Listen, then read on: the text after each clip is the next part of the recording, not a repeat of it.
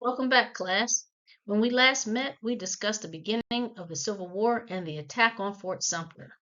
Today, we will be discussing the Union, the Confederacy, and the differences between the two. So let's jump on in and get started. President Lincoln believed that the U.S. Constitution created a system where power was shared between the national and state governments. This is called federalism. However, he made it clear that states did not have the right to completely break away from the country. In other words, seceding, which is leaving the Union, was not allowed under the Constitution. Because of this, Lincoln and the North were willing to fight a civil war to keep the country together. The North and the South have been divided for years, mainly because of their different economies, lifestyles, and beliefs. This divide is called sectionalism. One of the biggest sources of conflict was slavery.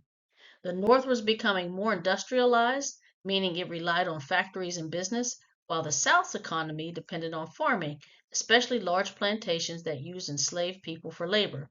As new states were added to the U.S., the North and South constantly argued over whether slavery should be allowed in these territories.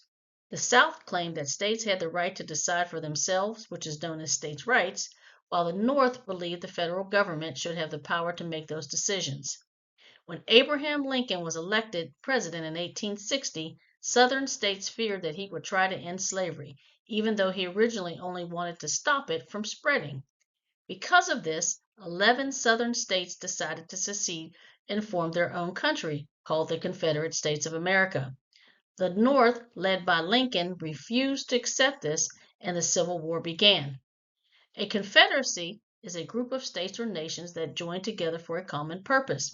The Southern states that seceded from the Union formed their own government and called themselves again the Confederate States of America. They believed they had the right to leave the United States and form their own country because they felt that the federal government was taking away their freedoms, especially their ability to allow slavery. On November 6, 1861, Jefferson Davis was officially elected as the President of the Confederacy. Unlike the U.S. President, who serves for 4 years, Davis was elected for a 6-year term. However, he had already been serving as the temporary president for almost a year before his official election. One of the biggest arguments the Confederacy made for seceding was based on states' rights. This was the idea that individual states should have the power to make their own laws without interference from the national government. The biggest issue tied to this debate was slavery. Southern states believed that the federal government had no right to tell them that they couldn't have enslaved people, while the North felt that slavery was a moral issue and should be controlled, or even abolished, by the national government. The Confederacy created its own constitution, which was similar to the U.S. Constitution, but with some key differences.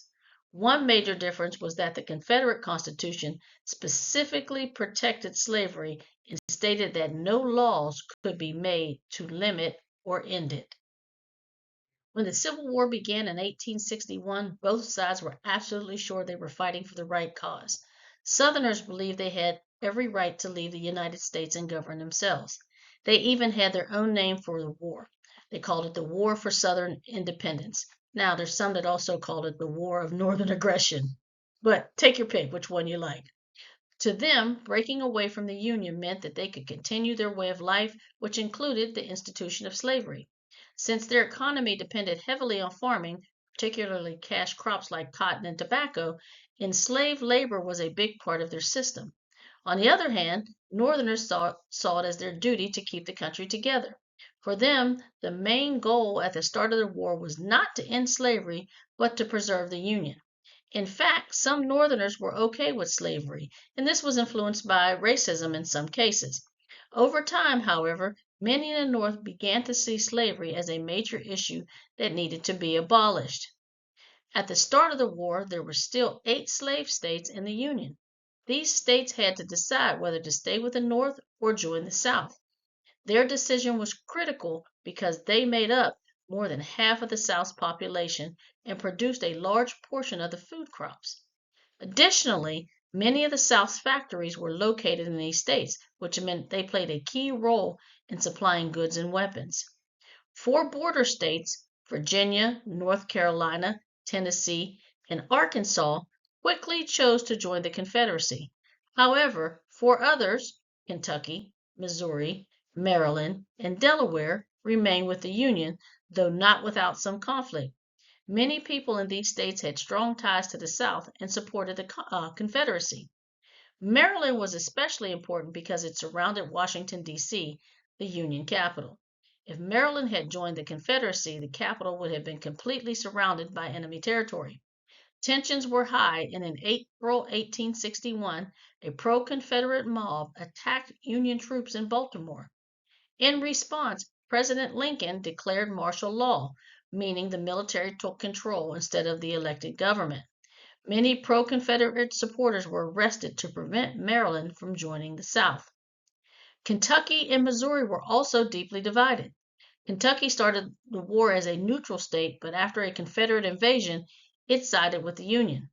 Missouri had its own internal battles, with some areas supporting the Confederacy and others backing the Union. In both states, people took up arms for both sides, making them places of constant tension and conflict throughout the war. The choices made by these border states had a huge impact on the war. Their loyalty gave the Union control of key rivers, railroads, and resources, helping them in the long run. Well, that ends it for today. Next time we'll take a closer look, that is, at the strengths and weaknesses of both sides, as well as the leadership that played a key role in shaping the war's outcome. And remember, the past shaped today, but you shape tomorrow. Make it count. Y'all take care. Bye bye.